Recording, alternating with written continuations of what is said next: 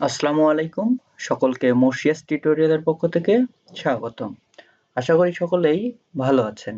আজকে আমরা আলোচনা করব অষ্টম শ্রেণীর গণিত বইয়ের চতুর্থ অধ্যায় বীজগাণিতীয় সূত্রাবলী ও প্রয়োগ। গত পর্বে আমরা এই অনুশীলনীর ১ নাম্বার কোশ্চেনের কিছু অঙ্ক সমাধান করার চেষ্টা করেছি। আজকে আমরা পরবর্তী অঙ্কগুলো সমাধান করার চেষ্টা করব। তাহলে চলো আমরা কোন অঙ্কগুলো সমাধান করব দেখে নেওয়া যাক।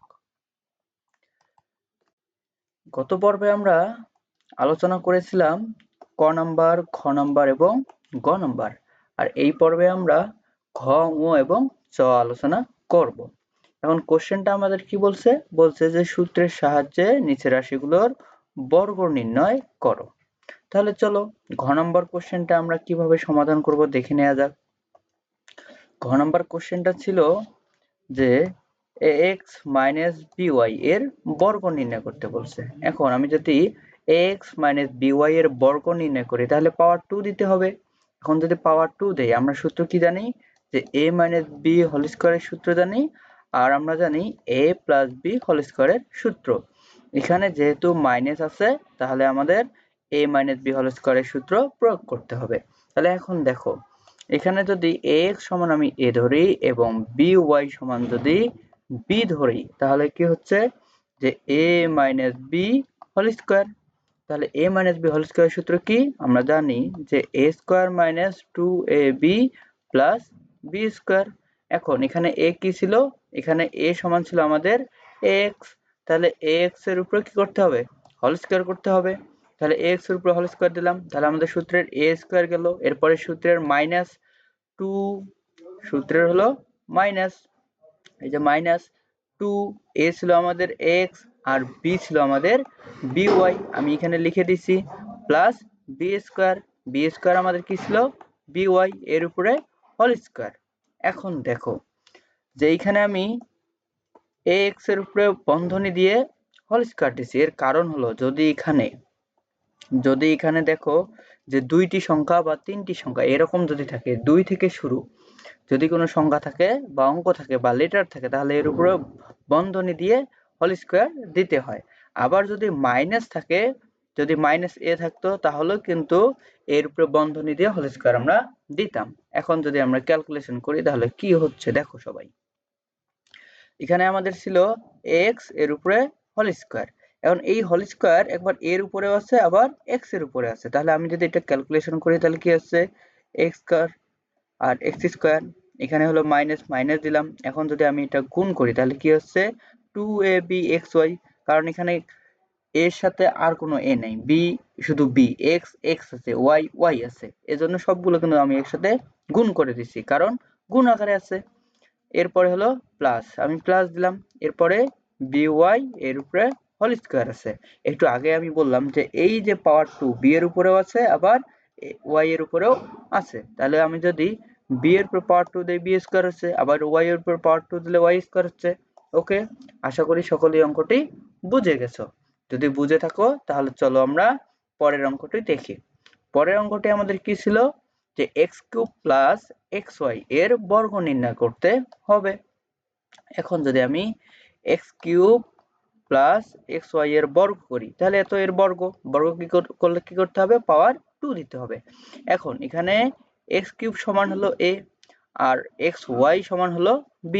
তাহলে এখন যদি আমি এখানে লিখি তাহলে কি হচ্ছে a + b হোল স্কয়ার। তাহলে আমাদের এখানে a + b হোল স্কয়ারের সূত্র বসাতে হবে কারণ মাঝে আমাদের প্লাস আছে। ওকে, তাহলে আমরা সূত্র কি জানি? a² + 2ab। আমরা সূত্র কি জানি? a² + 2ab + b²। এখন a সমান কি ছিল? x³ এর উপরে পাওয়ার 2। আমি x³ লিখে এর পাওয়ার 2 দিছি। সূত্রের প্লাস দিছি। এরপরে 2 সূত্রের 2 আমি 2 দিছি। এরপরে a সমান আমি কি লিখছি এখানে? x³ আর b সমান ছিল আমাদের xy। এখন তারপরে ছিল প্লাস, সূত্রের প্লাস দিছি, তারপরে p²। এখন যদি এটা আমি ক্যালকুলেশন করি, দেখো তোমরা সকলেই জানো ক্লাস 7 এ পড়েছিলা যে যদি একটা বেজের উপর যদি পাওয়ার থাকে আবার তার উপরেও যদি পাওয়ার থাকে তাহলে এই পাওয়ার দুটি গুণ করে দিতে হয়। তাহলে আমি লিখতে পারবো যে a পাওয়ার mn। আমি আবার বলতেছি ক্লাস 7 এ ছিল এরকম যে যদি একটা বেস থাকে, এর উপরে যদি একটা পাওয়ার থাকে এবং সম্পূর্ণটার উপরে যদি পাওয়ার থাকে, তাহলে এই যে এখানে যে পাওয়ার ছিল এই দুটো গুণ করে দিতে হয়। তাহলে আমি লিখতে পারি m ইন্টু n। আমি যদি উদাহরণ দিই, যেমন এক্স কিউব পাওয়ার 2। তাহলে দেখো আমি কি বললাম, যে পাওয়ার থাকলে পাওয়ারের উপরে যদি পাওয়ার থাকে তাহলে গুণ করতে হয়। তাহলে এখানে 3 দুগুণে 6 হচ্ছে, এই যে আমি এখানে 6 লিখছি, এরপরে প্লাস প্লাস দিলাম। এখন দেখো এখানে 2 আর কোনো সংখ্যা নেই, এজন্য এখানে আমি 2 লিখছি। এখন দেখো এখানে এক্স কিউব আছে, এখানে এক্স আছে, যেহেতু গুণ আকারে আছে, ভিত্তি হলো একই, ভিত্তি বা বেস যদি একই হয় তাহলে একটা নিব, নেওয়ার পর যদি এর পাওয়ার গুলো কি করতে হয়, যোগ করতে হয়। এখানে কত ছিল, এক্স কিউব, এখানে কত ছিল, পাওয়ার কোনো কিছু নাই মানে এখানে 1 ছিল বা 1 ছিল। তাহলে এই যে 3 প্লাস 1, তাহলে এখানে কত হচ্ছে, এক্স পাওয়ার 4 হচ্ছে। এই যে এক্স পাওয়ার 4 দিলাম, এখানে ওয়াই আছে, এদিকে কোনো ওয়াই নেই, এই যে ওয়াই লিখে দিছি। এখন এখানে ছিল হলো এক্স ওয়াই, তার উপরে হোল স্কোয়ার। এখন আমি যদি এটা লিখি তাহলে x এর উপর পাওয়ার বোঝাচ্ছে, আবার y এর উপর পাওয়ার বোঝাচ্ছে। তাহলে আমি এটাকে এভাবে লিখতে পারি, আমি তাই লিখেছি এখানে। ওকে, আশা করি সকলেই অঙ্কটা বুঝে গেছো। যদি বুঝে থাকো তাহলে চলো আমরা পরের অঙ্কটি দেখার চেষ্টা করি। দেখো যে 6 নম্বর অঙ্কটি কি বলছে, যে 11a মাইনাস 12b এর বর্গ নির্ণয় করতে হবে সূত্রের সাহায্যে। এখন দেখো আমরা কিভাবে এটা সমাধান করব। তাহলে এই যে 11a সমান আমরা a ধরলাম, আর 12b সমান আমরা b ধরলাম। এখন দেখো যে এই যে এটা সমান a আর এটা সমান b, তাহলে a মাইনাস b এর উপর হোল স্কয়ার। তাহলে a minus b whole square সূত্র কি, a square minus 2ab plus b square. এখন a সমান কি ছিল আমাদের, 11a এর উপরে হোল স্কয়ার, এরপরে সূত্রে মাইনাস মাইনাস দিলাম, এরপরে সূত্রে 2 দিলাম, তারপরে হলো a সমান ছিল আমাদের 11a, b সমান ছিল আমাদের 12b, এগুলো এই তিনটা হলো গুণ আকারে। এরপরে প্লাস সূত্রে প্লাস দিলাম, b স্কয়ার, আমাদের b ছিল হলো 12, তার উপরে হোল স্কয়ার, আমি তাই লিখেছি এখানে। এখন দেখো যে এই যে এখানে 11 এর উপরে হোল স্কয়ার যদি আমি করি তাহলে কি হচ্ছে। এখন দেখো এই যে এটা দ্বারা কি বোঝাচ্ছে, যে 11 এর উপরেও হোল স্কয়ার আছে, আবার এর উপরেও হোল স্কয়ার আছে। আমি যদি আগে এই যে 1 এর উপর হোল স্কয়ার দিই তাহলে 1 স্কয়ার আছে, সরি a স্কয়ার হচ্ছে। এখন এই 11 এর উপরে যদি আমি বর্গ করি তাহলে কি হচ্ছে, এটা শর্টকাট বুদ্ধি আমি শিখিয়ে দিচ্ছি। বুদ্ধি হলো এখানে যে সংখ্যাটি থাকবে এর বর্গ করব, তাহলে 1 এর বর্গ কত হয়, 1 হচ্ছে। এরপরে আমি কি করব, এইখানে যে সংখ্যাগুলো থাকবে আমি গুণ করে দেব, যেমন 1 আর 1 গুণ করলে 1 হয়, 1 হচ্ছে, ঠিক আছে। এই যে এখানে গুণ করলে 1 হচ্ছে, এর সাথে আবার 2 গুণ করব, 2 গুণ করলে কত হচ্ছে, 2। এই দিকে যে সংখ্যাটি বর্গ করছি যদি হাতে থাকতো তাহলে আমরা এর সাথে যোগ করে দিতাম, যেহেতু এখানে হাতে নাই এজন্য আমরা যোগ করি নাই। ওকে, তাহলে এখানে আমি 2 লিখলাম। এরপরে এই যে এখানে যে সংখ্যাটি আছে এর উপর আবার বর্গ করব। এখন বর্গ যদি করি তাহলে কত হচ্ছে, 1 এর উপর বর্গ করলে 1 হচ্ছে। এই দিকে যে সংখ্যা দুইটি আমি গুণ করছি তার সাথে যে আবার 2 গুণ করছি, এখানে যদি আমাদের হাতে থাকতো তাহলে আমরা এর সাথে যোগ করে দিতাম, যেহেতু এখানে হাতে নাই এজন্য এখানে 1। তাহলে এই যে 11 এর উপরে যদি আমি বর্গ করি তাহলে কত হচ্ছে, 121 এর পাওয়ার 2।